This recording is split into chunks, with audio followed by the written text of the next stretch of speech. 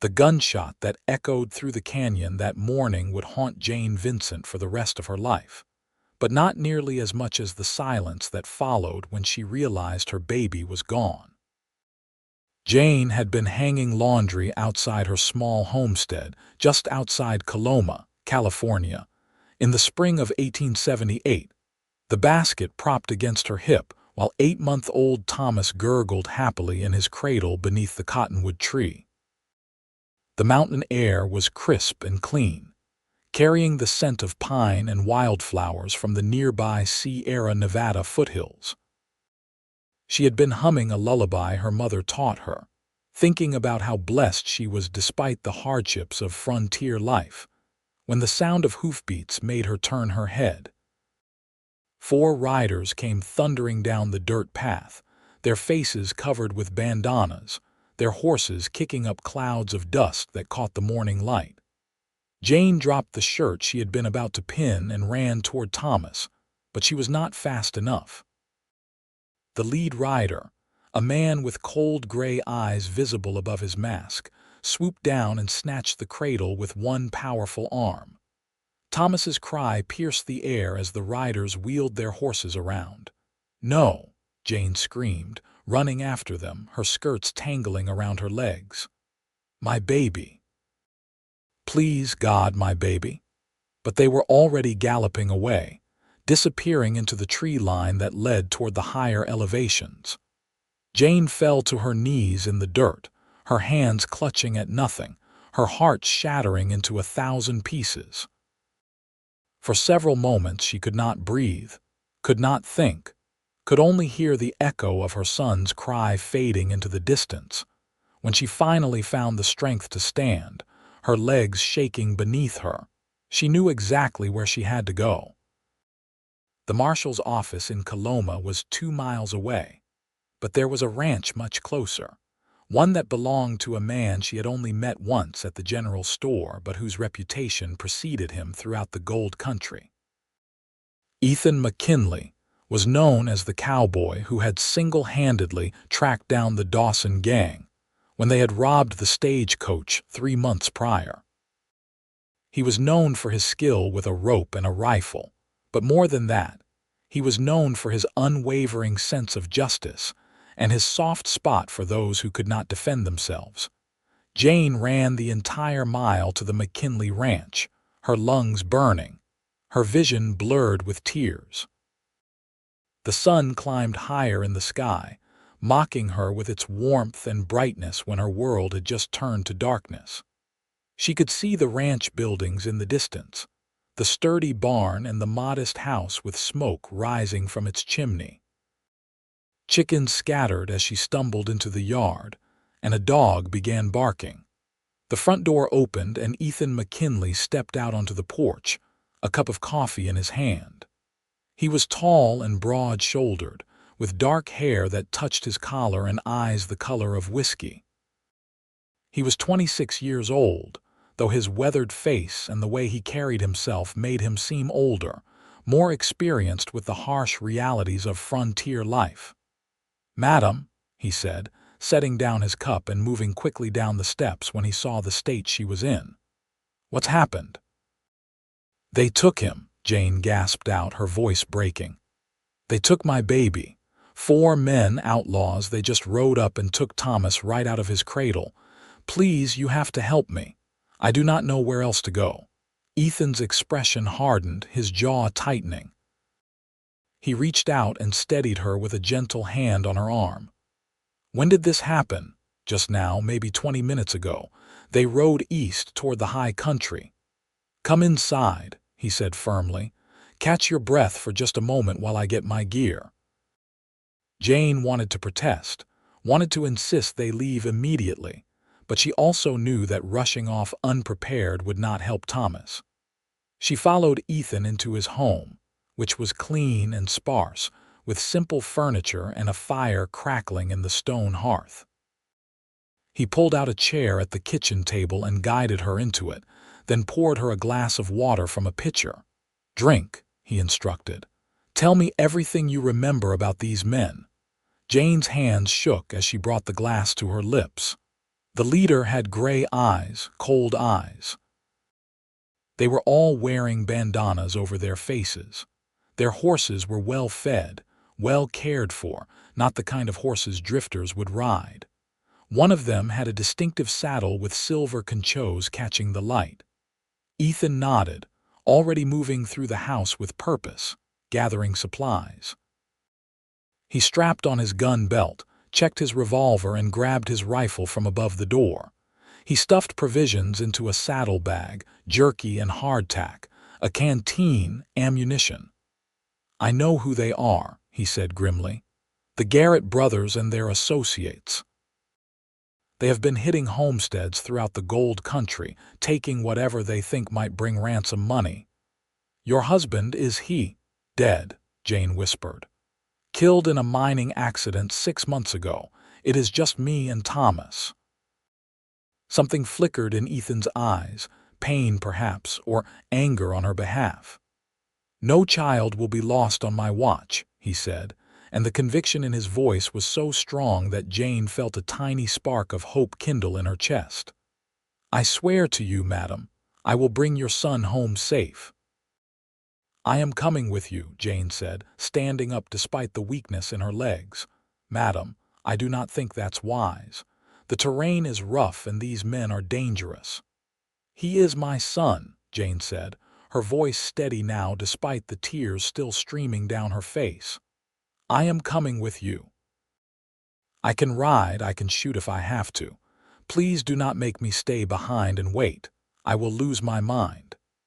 Ethan studied her for a long moment, and Jane held his gaze, willing him to see her determination. She was 23 years old, and life had already taken so much from her.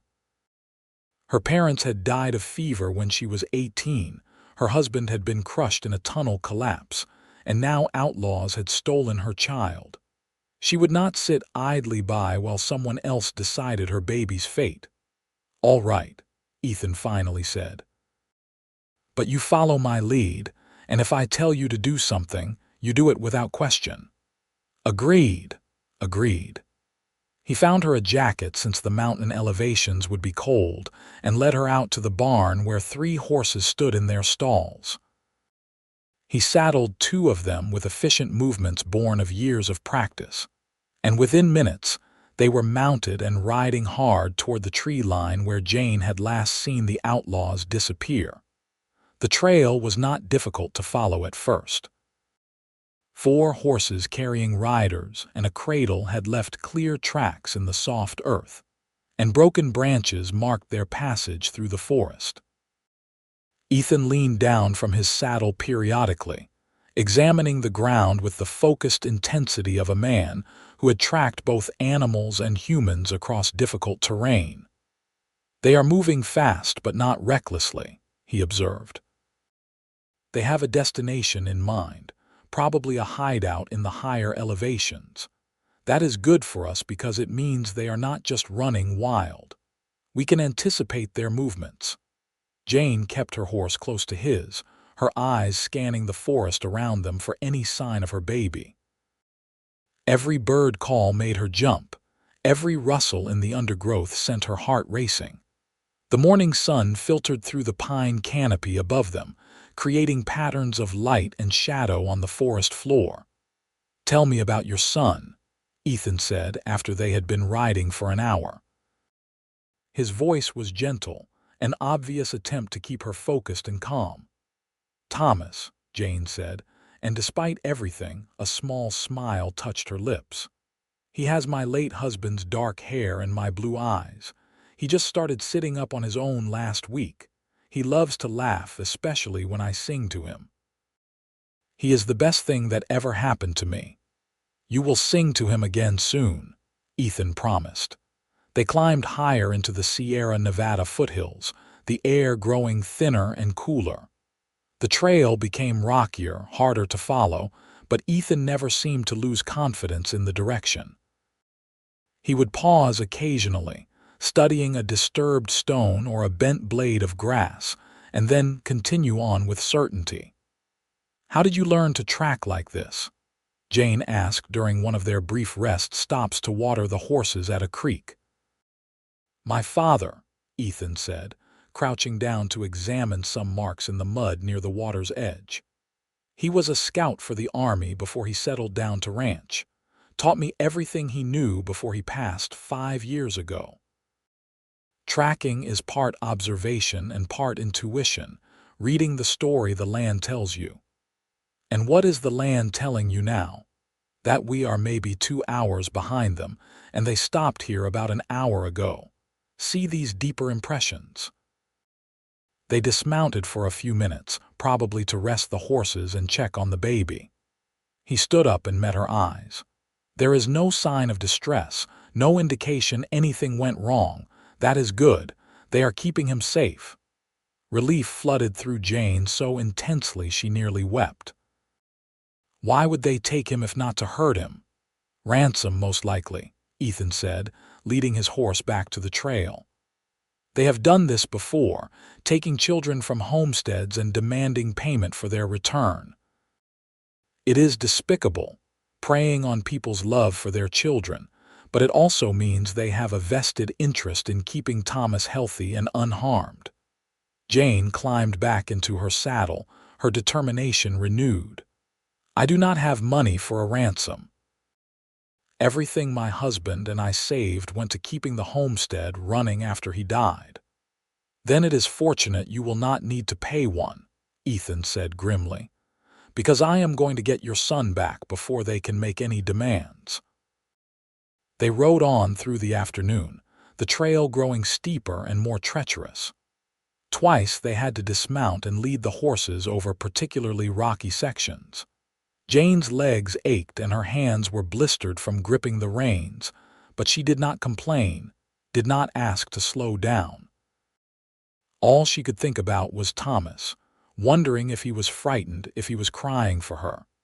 As the sun began its descent toward the western horizon, painting the sky in shades of orange and pink, Ethan held up a hand to stop.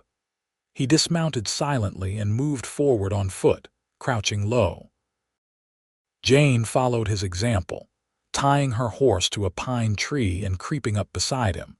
Through the trees ahead, she could see smoke rising from what looked like an old mining cabin built into the side of the mountain. 3 horses were tied outside, and she could hear the low rumble of male voices. "Stay here," Ethan whispered. "I am going to scout the perimeter, see how many men are inside, and find the best approach." "Ethan," Jane said, grabbing his arm. It was the first time she had used his given name, and something passed between them in that moment, an understanding that they were in this together, that she trusted him with the most precious thing in her world. "I will bring him home," Ethan said again, and then he was gone, moving through the forest with such quiet grace that Jane lost sight of him within seconds. The wait was agony. Jane crouched behind a fallen log, her eyes fixed on the cabin, straining to hear any sound that might be Thomas crying. The minutes stretched out endlessly, and she found herself praying harder than she had ever prayed in her life. When Ethan materialized beside her again, she nearly gasped in surprise. "4 men inside," he reported in a whisper.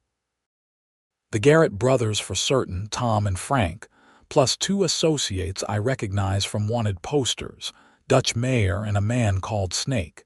They are playing cards and drinking whiskey. Your son is in a back room. I could see the cradle through a window. He appears to be sleeping peacefully." "What do we do?" Ethan's expression was thoughtful, calculating. "A direct assault would be suicide and might endanger Thomas, but I have an idea. The chimney is smoking, which means they have a fire going. If I can block the chimney from the roof, the cabin will fill with smoke and drive them outside. When they come out coughing and disoriented, I can get the drop on them." "That could work," Jane said. "What do you need me to do?" "Stay in position here with my rifle. If any of them try to run toward the horses, fire a warning shot over their heads. You do not have to hit them, just keep them from escaping until I can secure them." Jane nodded, accepting the weight of the rifle he pressed into her hands. She had fired guns before, helping her late husband hunt for food, but never at another human being. Still, for Thomas, she would do whatever was necessary. Ethan squeezed her shoulder once, a brief gesture of reassurance, and then circled around to approach the cabin from the rear. Jane watched him scale a large pine tree that grew close to the structure, then make the leap onto the roof with the agility of a mountain cat. He moved carefully across the wooden shingles, testing each step to avoid making noise that would alert the men inside. When he reached the stone chimney, he pulled his saddle blanket from where he had tied it around his waist and stuffed it down the opening. Within minutes, Jane could see smoke beginning to seep out from the cracks around the cabin door and windows. Shouting erupted from inside, angry and alarmed. The door burst open and men stumbled out, coughing and waving their hands in front of their faces. Ethan dropped from the roof behind them, his revolver drawn. "United States Marshal business," he announced in a voice that carried authority, though Jane knew he was not actually a marshal. "You are all under arrest for kidnapping and robbery. Put your hands up and do not make any sudden movements." For a moment, it seemed like the outlaws might comply. Tom Garrett, the leader with the cold gray eyes Jane recognized, raised his hand slowly. But then Dutch Mayer went for his gun. The gunshot cracked through the mountain air, but it was Ethan who fired, and Dutch went down clutching his leg. The other 3 men froze. "Anyone else want to test me?" Ethan asked coldly. "The next one goes for the heart." Jane's heart was pounding so hard she thought it might burst from her chest. She kept the rifle trained on the men, her finger near the trigger, ready to fire if needed. But the outlaws seemed to realize they were outmatched. With Ethan covering them from behind and Jane from the front, they had no good options.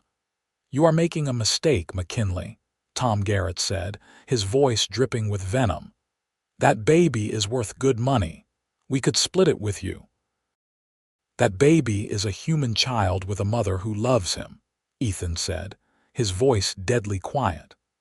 "And if you ever come near another child in this territory again, I will personally ensure you hang for it." He had Frank Garrett remove the rope from one of the horses and used it to tie the men together, binding their hands behind their backs. Jane could wait no longer. She set down the rifle and ran into the smoke-filled cabin, covering her mouth with her sleeve as she made her way to the back room. Thomas was there in his cradle, miraculously still asleep despite the chaos. Jane sobbed as she lifted him into her arms, holding him against her chest, breathing in his sweet baby smell. He woke at her touch and began to fuss, but when he saw her face, he broke into a gummy smile that made Jane's heart soar. "Mama is here," she whispered fiercely, kissing his forehead over and over. "Mama has you now. You are safe." She carried him outside where the air was clean and clear. Ethan looked up from where he was securing the outlaws, and the expression on his face when he saw Jane holding Thomas was one of pure relief and something else, something warmer and more personal that made Jane's breath catch. "We need to get them to the marshal in Coloma," Ethan said. "Can you ride holding him?" "I would ride through hell itself holding him if I had to," Jane said. The journey back down the mountain was slow, with the 4 bound outlaws walking ahead of the horses while Ethan kept his gun trained on them. Dutch Mayer limped badly from his leg wound, but Ethan had bandaged it to stop the bleeding. Justice would be served, but Ethan was not a killer unless absolutely necessary. Night had fallen by the time they reached Coloma, the town's gas lamps creating pools of warm light along the main street. Curious faces appeared in windows as they passed, drawn by the unusual sight of Ethan McKinley herding 4 bound men through town, while a young woman rode beside him carrying a baby. Marshal Ben Cooper came out of his office when they approached, his eyes widening as he took in the scene. "Ethan, what have you brought me?" The Garrett brothers and associates, Ethan said. Caught them red-handed with a kidnapped child. I'm sure you will find they match the descriptions of the gang that has been terrorizing homesteads throughout the territory. The marshal took custody of the outlaws, locking them in the town jail while promising that they would face trial within the week. Jane gave her statement, her voice steady despite her exhaustion, Thomas sleeping peacefully in her arms throughout. When all the official business was complete and they stepped back out into the night air, Jane realized she was shaking. The adrenaline that had carried her through the day was finally fading, leaving her weak and overwhelmed. "Come on," Ethan said gently. "Let me take you home." They retrieved their horses from where they had tied them outside the marshal's office, and Ethan insisted on riding back to Jane's homestead with her, rather than letting her go alone in the dark. The moon was bright overhead, illuminating the familiar path, and Jane found herself acutely aware of Ethan's presence beside her. "I do not know how to thank you," she said quietly as her small cabin came into view. "You saved my son's life today. You brought him back to me when I thought I might never see him again." "You do not need to thank me," Ethan said.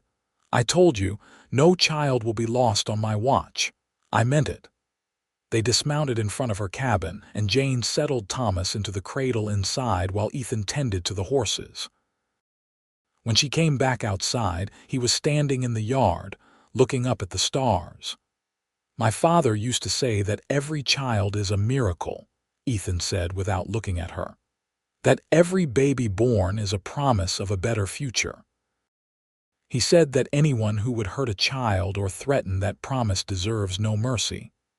He turned to face her then, and in the moonlight his eyes were soft.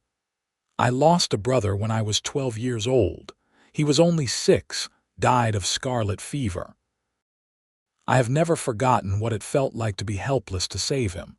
So when I can help, when I can make a difference, I do." Jane's heart ached for the pain she heard in his voice, for the loss he had carried for so many years. She stepped closer to him, drawn by an impulse she did not fully understand. "You made a difference today," she said. "You gave me back everything that matters." They stood there in the moonlight, and something shifted between them, an awareness that had been building throughout the day but had been overshadowed by the urgency of the rescue. Now, in the quiet aftermath, Jane found herself noticing details she had not had time to register before. The kindness in Ethan's eyes, the strength in his hands, the way he had been so gentle with her even while being ruthless with the outlaws. "I should go," Ethan said, but he did not move. "You could stay," Jane heard herself say. "Just for a cup of coffee before you ride home." "It is the least I can offer after everything." Ethan hesitated, and Jane could see him warring with himself. Finally, he nodded. Coffee would be welcome. Inside the small cabin, Jane lit lamps and stoked the fire while Ethan sat at her kitchen table, looking almost too large for the modest space. She prepared coffee and heated some stew she had made the day before, and they ate together in comfortable silence, the magnitude of what they had been through settling over them like a blanket. "You have any family nearby?" Ethan asked eventually. "Someone who can help you with the homestead and Thomas?" "No," Jane admitted. "Like I said, my parents are gone and my husband's family is back east. They never approved of him coming west to seek his fortune.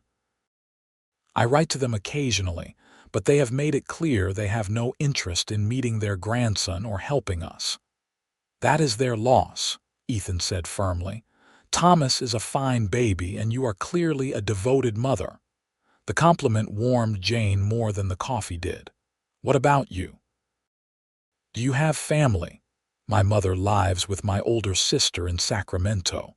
She wanted me to come with her when my father died, but I could not leave the ranch. It is my father's legacy, his dream. Keeping it running is my way of honoring his memory."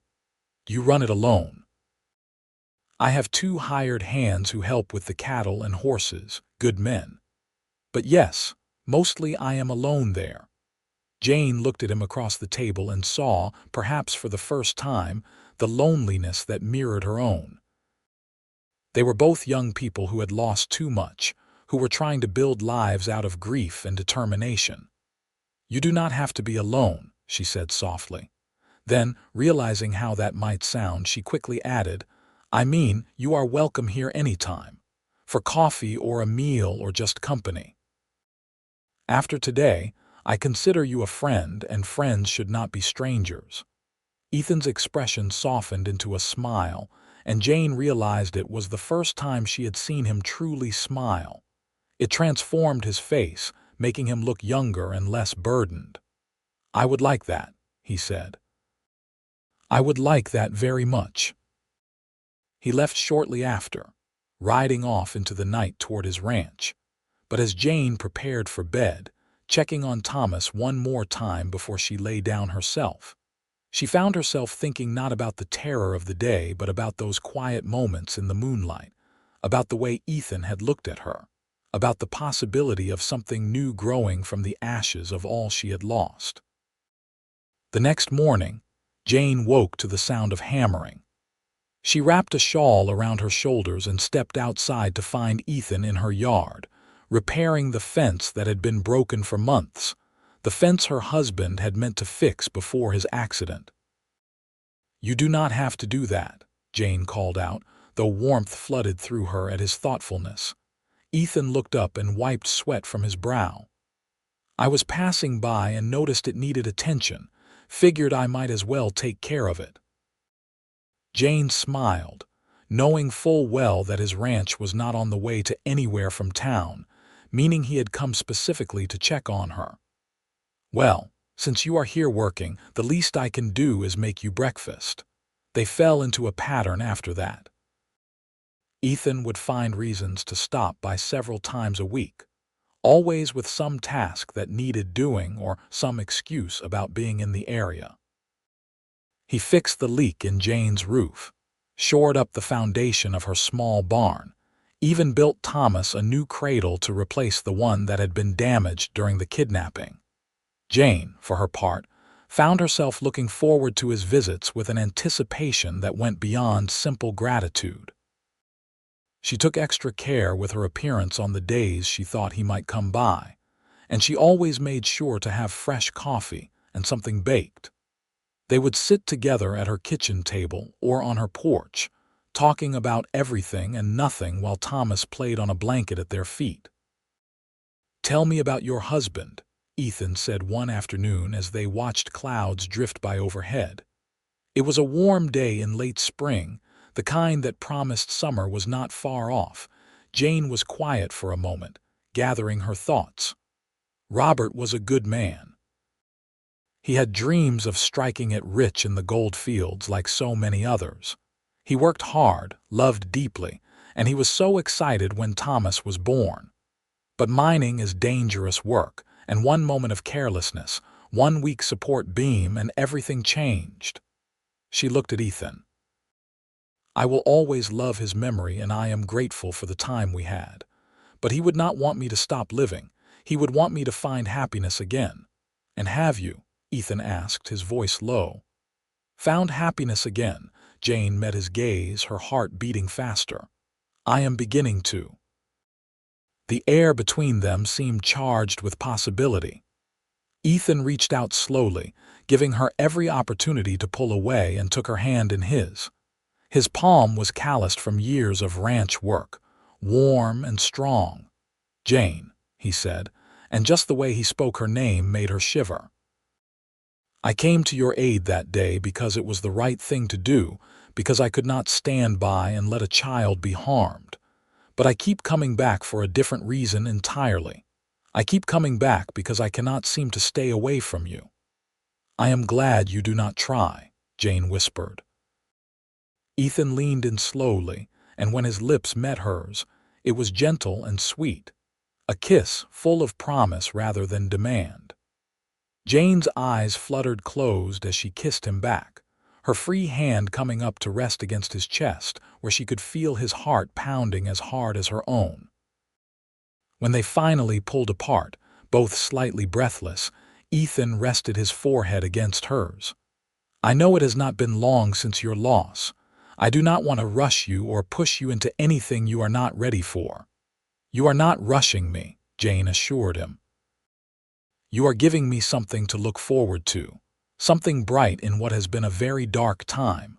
Do not apologize for that." From that day forward, their relationship deepened from friendship into courtship. Ethan took Jane and Thomas into town on Sundays for church services, and the whole community noticed the way he would help her down from the wagon, the way his hand would linger at the small of her back. People talked, of course, but mostly with approval. Jane was a young widow with a baby to care for, and Ethan McKinley was known to be a man of honor. If they found comfort in each other's company, most folks thought it was a blessing. Summer arrived in full force, turning the California hills golden and making the days long and warm. Ethan invited Jane to bring Thomas to his ranch, and she was impressed by what she saw. The property was much larger than her modest homestead, with a sturdy house, a well-maintained barn, and pastures where cattle grazed peacefully. His two hired hands, a father and son named Douglas and William Martinez, were clearly competent and devoted to keeping the ranch running smoothly. "This is beautiful," Jane said as they stood on Ethan's porch watching the sunset paint the sky in brilliant shades of orange and purple. Thomas was asleep in her arms, worn out from a day of new sights and sounds. "It could be your home too," Ethan said quietly, "if you wanted it to be." Jane turned to look at him, her breath catching at the intensity in his eyes. "Ethan, are you asking what I think you are asking?" He took both her hands in his, careful not to disturb the sleeping baby. "I know we have not been courting long by conventional standards, but I also know my own heart. I love you, Jane Vincent. I love your strength and your devotion to your son. I love the way you smile when you think no one is watching, and the way you hum when you are working. I love that you trusted me to help you on the worst day of your life, and I love the way you have let me into your life since then." He took a deep breath. "I want to build a life with you, to be a father to Thomas and maybe have more children if we are blessed. I want to wake up beside you every morning and fall asleep holding you every night. Will you marry me?" Tears spilled down Jane's cheeks, but they were tears of joy. "Yes," she said, her voice breaking with emotion. "Yes, Ethan, I will marry you. I love you too, so much it scares me sometimes. You gave me back my son, but more than that, you gave me back hope for the future." Ethan pulled her close, mindful of Thomas between them, and kissed her with a passion that promised everything he had just spoken aloud. When they parted, both of them were smiling through tears. They were married in late August of 1878 in the small church in Coloma, with most of the town in attendance. Jane wore a simple white dress that she had sewn herself, with wildflowers in her hair. Ethan wore his best suit, looking handsome and slightly uncomfortable in the formal clothes. Thomas, now 1 year old and beginning to take his first wobbling steps, was held by Ethan's mother during the ceremony, having traveled from Sacramento for the occasion. "Do you, Ethan Daniel McKinley, take Jane Marie Vincent to be your lawfully wedded wife?" the minister asked. "I do," Ethan said, his voice firm and clear. "And do you, Jane Marie Vincent, take Ethan Daniel McKinley to be your lawfully wedded husband?" "I do," Jane said, looking into Ethan's eyes and seeing her entire future reflected there. When the minister pronounced them husband and wife, and told Ethan he could kiss his bride, the whole church erupted in applause. It was a new beginning, a joining not just of two people but of two families, as Ethan officially adopted Thomas as his son, giving the boy his surname and his promise to raise him with love and care. The reception was held at the ranch, with long tables set up in the yard laden with food that the community had contributed. There was music and dancing, and Jane found herself swept into Ethan's arms as someone played a fiddle and others clapped along. "Are you happy?" Ethan asked as they swayed together under the stars. "Happier than I ever imagined I could be again," Jane said honestly. "You saved more than just Thomas that day, Ethan. You saved me too." "We saved each other," he corrected gently. Their first months of marriage were a time of adjustment and joy. Jane moved into the ranch house with Thomas, and together she and Ethan created a home filled with love and laughter. Thomas took to calling Ethan Papa without any prompting, and the bond between them was beautiful to witness. Ethan was patient and playful, teaching Thomas about animals and horses, letting the toddler ride in front of him on his saddle around the corral. Jane threw herself into helping run the ranch, working alongside Ethan to build something even stronger and more prosperous.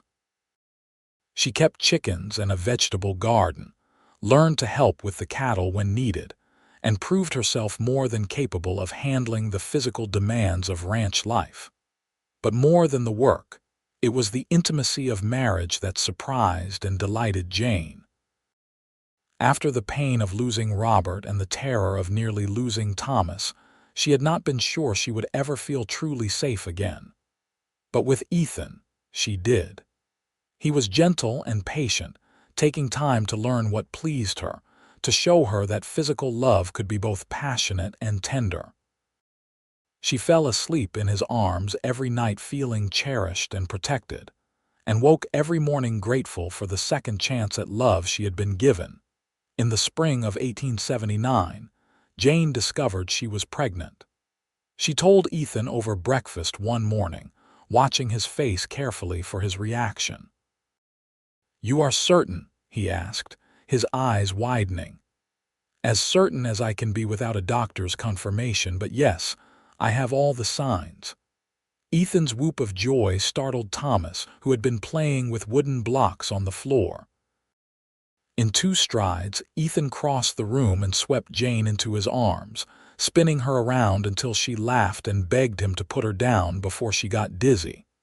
"We are going to have a baby," he said wonderingly, placing a hand on her still flat stomach. "Our baby." "Thomas's brother or sister," Jane added, smiling at her son who was watching the adults with curious eyes. "You are going to be a big brother," Ethan told Thomas, scooping him up. "What do you think about that?" Thomas, not quite 2 years old, had no real understanding of what that meant, but he giggled at the excitement in Ethan's voice. The pregnancy progressed smoothly, and Jane bloomed with health and happiness. Ethan was attentive to the point of being overprotective, constantly worried that she was doing too much work or not resting enough. Jane found his concern endearing, even when it occasionally drove her to frustration.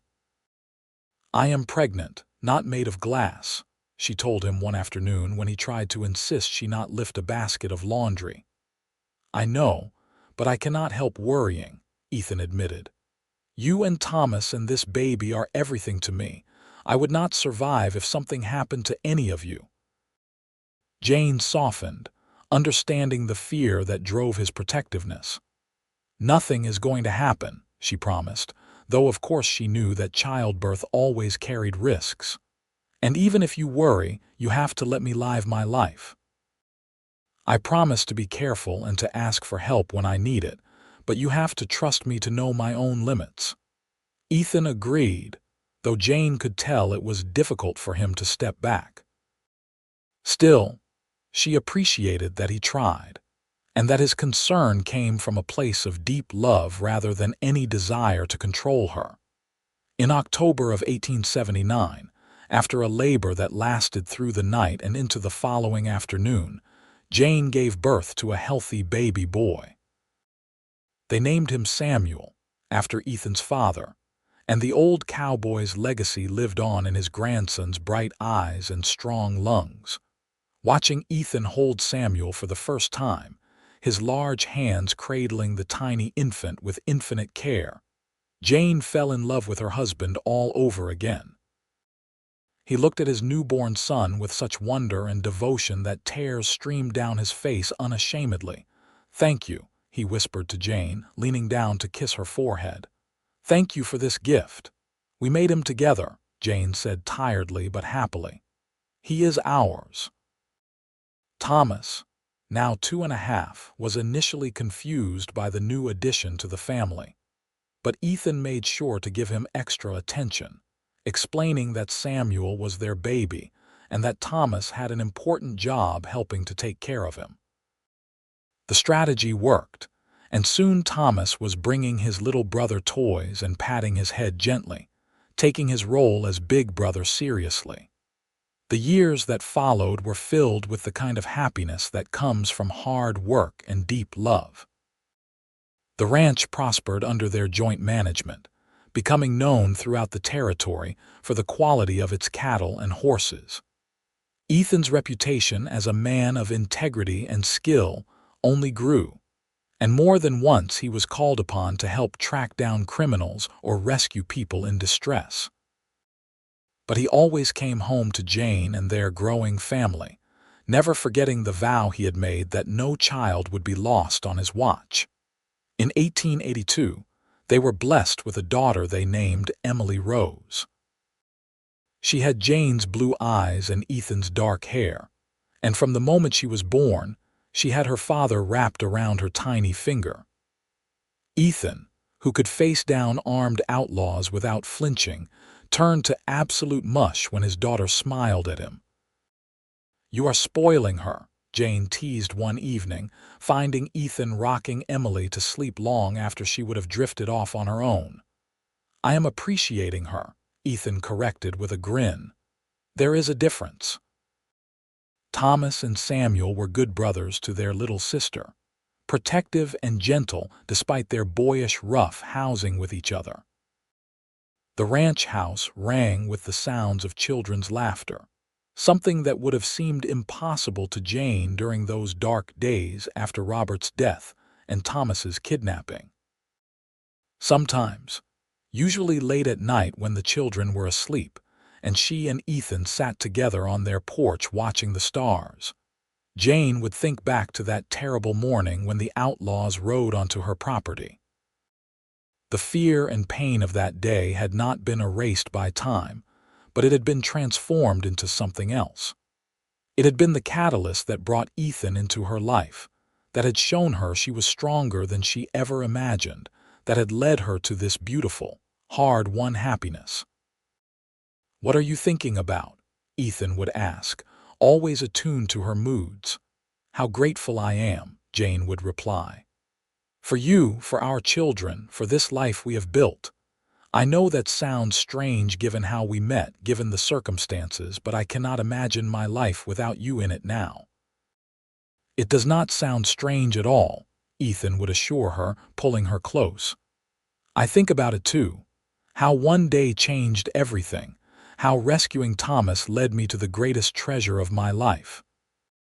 In 1885, when Thomas was 7 years old and old enough to understand, Jane and Ethan sat him down and told him the truth about his birth father and about the day he was kidnapped.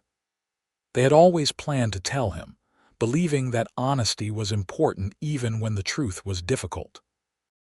Thomas listened solemnly, his young face serious. "So Papa Ethan is not my real father?" he asked.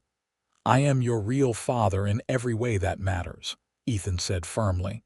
"I chose you, Thomas. I chose to be your father, to raise you and love you and protect you. That choice makes our bond just as real as any blood relation." "And your birth father loved you too," Jane added. "He would be so proud of the boy you are becoming.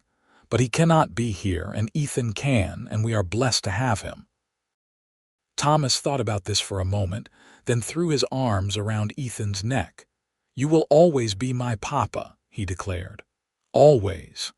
The town of Coloma continued to grow and change around them. The gold rush days were largely over, the easy pickings long since claimed, but the community that remained was strong and vibrant.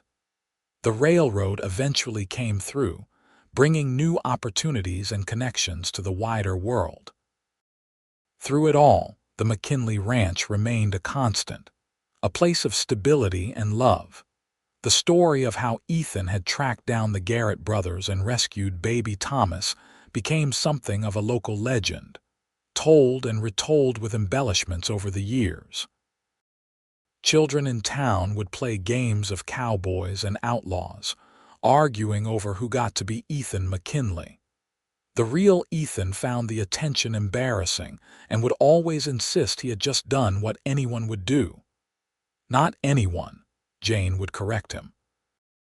Not everyone has your courage or your skill or your good heart. You are a hero, Ethan, whether you want to admit it or not. As their children grew older, both Thomas and Samuel expressed interest in learning their father's tracking skills. Ethan spent countless hours teaching them the lessons his own father had taught him, passing down knowledge that spanned generations. He taught them about reading signs, about patience and persistence, about the importance of using violence only as a last resort. A man's greatest strength is not in his fist or his gun, Ethan told his sons. It is in his character, in his willingness to stand up for what is right, even when it is difficult or dangerous.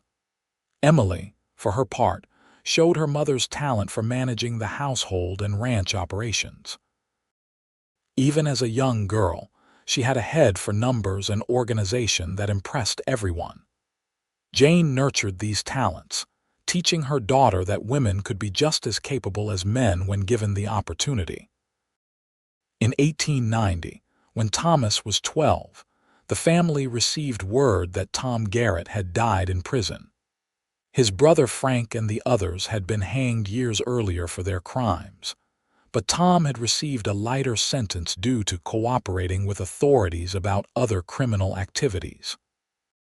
His death closed a chapter that had been long finished but not quite forgotten. How do you feel about it? Ethan asked Jane when they received the news. Relieved, I suppose, Jane admitted. Not that I wished him dead, but knowing he can never hurt another family the way he hurt us gives me peace.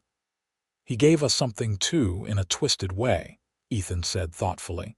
If he had not taken Thomas, you and I might never have met. I cannot be grateful for your pain, but I can be grateful for where it led us. Jane leaned against his shoulder, still fitting perfectly against him after more than a decade together. Everything happens for a reason, she said. I truly believe that now. Even the worst moments can lead to unexpected blessings. As the century drew to a close, the McKinley family continued to thrive.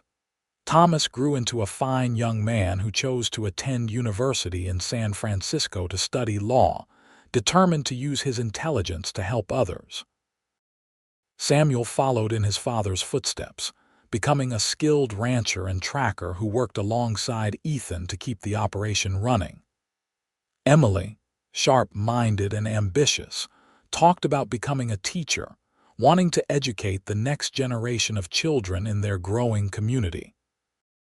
Through it all, Jane and Ethan's love remained the foundation that held everything together. They had weathered storms, both literal and metaphorical, faced hardships and celebrated triumphs, but their commitment to each other never wavered. On their 20th wedding anniversary in 1898, Ethan surprised Jane by taking her to San Francisco for a week, leaving the children in the capable hands of his mother and the Martinez family. It was the first time they had been truly alone together since their wedding night, and they reveled in the freedom and romance of it. They stayed in a fine hotel, attended theater performances, and walked along the waterfront hand in hand like young sweethearts. One evening, as they watched the sun set over the Pacific Ocean, Jane reflected on how far they had come. "You remember that day?" she asked Ethan. "The day you rode out to save Thomas." "I remember every detail," Ethan said. "How frightened you were, how determined, how brave." I remember thinking I had lost everything, Jane said softly. That my life was over, that I would never know joy again. And then you came along and proved me wrong. You showed me that endings can be beginnings, that loss can lead to new love. Ethan turned to face her, taking both her hands in his. The years had touched both of them, adding silver to his dark hair and lines to both their faces, but the love in his eyes was as strong as ever. You are the best thing that ever happened to me, Jane McKinley. The absolute best. And you are mine, Jane said, rising on her toes to kiss him. My hero, my partner, my love. They returned to the ranch refreshed and reconnected, ready to face whatever the new century might bring. The children were growing up, starting to make their own ways in the world, but the family bonds remained strong. Sunday dinners were loud, chaotic affairs with everyone talking over each other, sharing stories and laughter. In 1902, Thomas married a lovely young woman he had met at university, a teacher named Catherine who shared his passion for justice and education. The wedding was held at the ranch, and seeing her son so happy and settled brought tears of joy to Jane's eyes. "He is so grown up," she said to Ethan as they danced together at the reception. "It seems like just yesterday he was that tiny baby in the cradle." "He is still that baby to us," Ethan said. "They always will be, no matter how old they get." Samuel and Emily were still young, still finding their paths, but Jane had no doubt they would find happiness in their own time and ways. She and Ethan had given them a foundation of love and security, had shown them what a good marriage looked like, and had taught them the values of courage, compassion, and integrity. The ranch continued to prosper into the new century, adapting to changing times while maintaining the core values Ethan's father had established. They added modern conveniences slowly, careful not to lose the character that made the place special. Ethan still rode out most mornings to check on the cattle and land, though he now often took young ranch hands with him to teach them his methods. Jane remained the heart of the household, the one who kept everything running smoothly, who remembered birthdays and anniversaries, who made sure everyone felt loved and valued. She had grown from a frightened young widow into a confident, capable woman who commanded respect throughout the community. On quiet evenings, when the work was done and they could steal moments alone together, Jane and Ethan would often find themselves on their porch, watching the sun set over the land they had built their life upon. The view never got old. The beauty of the California foothills never ceased to take their breath away. "You have any regrets?"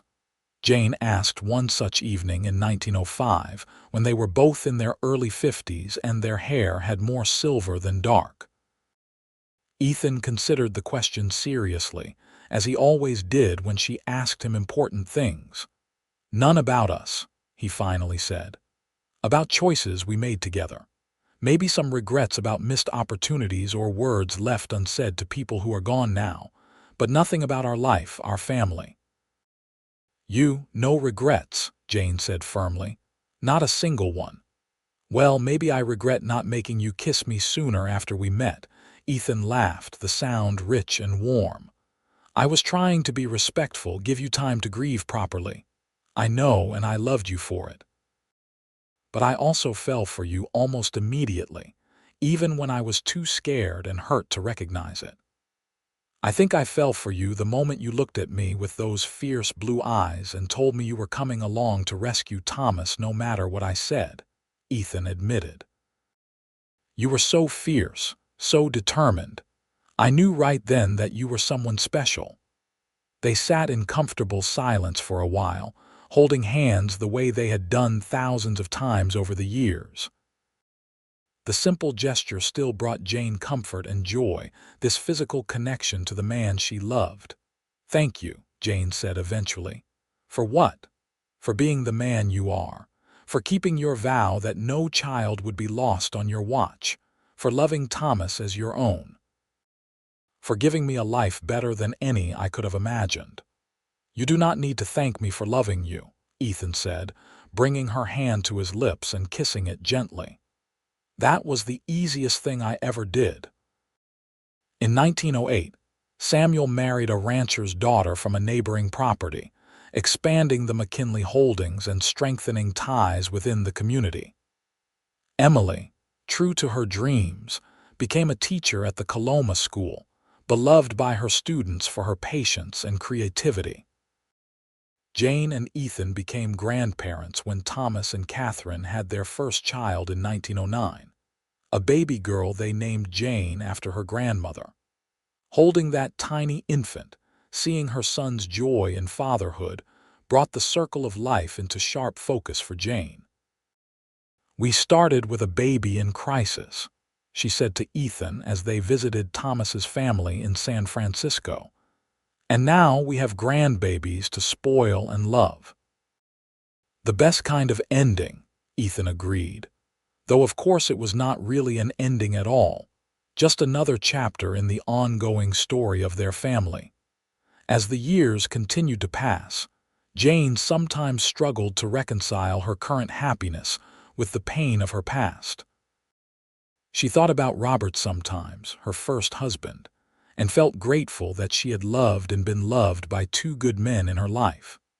She thought about that terrible day when Thomas was taken, and marveled at how something so traumatic had ultimately led to such joy. She shared these thoughts with Ethan one night as they lay in bed, his arms around her the way they had been for over 30 years of marriage. "You think Robert would approve of us?" she asked. "Of how I moved on?" "I think any man who truly loved you would want you to be happy," Ethan said. "And from what you have told me about him, he was a good man who loved you deeply. Good men want the people they love to thrive, even if they cannot be there to see it. I hope you are right. I hope he knows that I honored his memory by living well, by raising our son to be a fine man, by finding love again rather than closing myself off." "I know he knows," Ethan assured her. "Just as I hope you know that if something ever happened to me, I would want you to be happy, to live fully, to not let grief consume you." "Nothing is going to happen to you," Jane said firmly, the same fear that had driven Ethan's protectiveness during her pregnancies now coloring her voice. "You are stuck with me for many more years yet. Promise?" Ethan asked, a hint of teasing in his voice but also real emotion. "Promise," Jane said, sealing the vow with a kiss. They kept that promise to each other for many more years. Through the changing world around them, through new technologies and social movements, through the challenges and celebrations that come with a large, growing family, Jane and Ethan remained each other's constants. Their children gave them more grandchildren, filling the ranch house with young voices during holidays and summer visits. Thomas became a respected judge, known for his fairness and compassion. Samuel took over more of the ranch operations as Ethan aged, though the old cowboy never fully retired, always finding reasons to ride out and check on things. Emily's students went on to successful lives, many of them crediting her with inspiring their own ambitions. In 1925, the town of Coloma held a celebration for Jane and Ethan's 47th wedding anniversary. The community gathered to honor them, not just for their long marriage but for the example they had set, for the lives they had touched, for the values they represented. The mayor gave a speech about Ethan's heroism and Jane's strength, about how their love story had become part of local legend. Young couples looked at them and saw what they hoped to achieve in their own marriages. Parents pointed to them as examples of good people living good lives. Jane stood beside Ethan, her hand in his, and felt overwhelmed by gratitude. They were both in their 70s now, their bodies slower and more prone to aches, but their hearts were as full as ever. "We did all right, didn't we?" Ethan murmured to her as the mayor continued his speech. "We did more than all right," Jane said. "We built something beautiful." That night, after all the guests had gone home and they were alone in their bedroom, Jane looked at Ethan and saw both the young cowboy who had rescued her baby and the wise, weathered man he had become. Every line on his face told a story, many of which she had been part of. "I love you," she said simply. "I have loved you for 47 years, and I will love you for whatever time we have left." "And I love you," Ethan replied, pulling her close. "From that first day to this one and beyond." They held each other in the darkness. Two souls who had found each other against all odds, who had built a life on a foundation of courage and faith and love. Outside, the California night was cool and clear, stars shining down on the ranch that had been their home and their legacy. The story that had begun with a kidnapping and a desperate rescue had become a love story that spanned decades, that had created a family and touched a community. Jane sometimes thought about writing it all down, preserving the details for future generations, but she always decided against it. Some stories were best lived rather than recorded, best passed down through the memories of those who were there. Thomas knew the story of his rescue and what it had meant. Samuel and Emily knew how their parents had fallen in love. The grandchildren heard tales of grandfather Ethan's bravery and grandmother Jane's strength. Each generation would tell the next, and the legend would continue to grow and change, but the heart of it would remain the same. Love saved them. Courage brought them together. Commitment kept them strong through everything life threw at them. In 1930, as they approached their 50th wedding anniversary, Jane and Ethan sat once more on their porch, watching the sun set. They were older now, moving slower, but their hands were still intertwined, their love still as evident as it had been on their wedding day. 50 years, Jane marveled. Half a century together. "Best 50 years of my life," Ethan said. "And you know what? If I could go back to that day, knowing everything that would come after, I would still make the same choices. I would still ride out to rescue Thomas. I would still fall in love with you.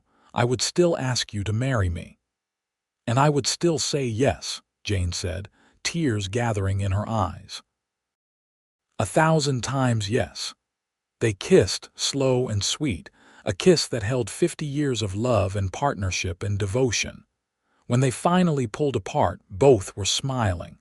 "No child will be lost on my watch," Ethan said softly, echoing the vow he had made so many decades ago. "But I gained so much more than I ever expected when I made that promise." "We both did," Jane agreed. "We both did." The sun finished setting, painting the sky in brilliant shades of gold and pink and purple.